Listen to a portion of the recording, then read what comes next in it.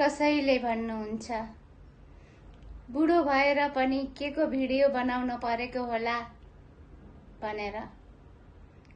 साँच्चै भन्नुभयो, हामी बुढा भएका छौं। छोराछोरी ठूला भए, उनीहरूको विवाह भइसक्यो, नाति नातिना पनि जन्मिसके।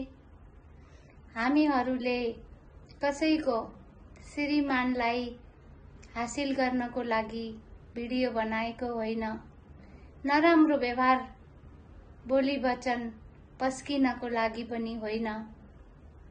हामीहरू आफ्नो जिम्मेदारीबाट उम्किएर आफूलाई कसरी खुसी राख्न सकिन्छ त भनेर।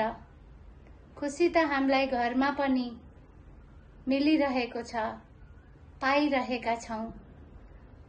माइती परिवार, घर परिवार सबैसँग राम्रो सम्बन्ध, राम्रो व्यवहार छ।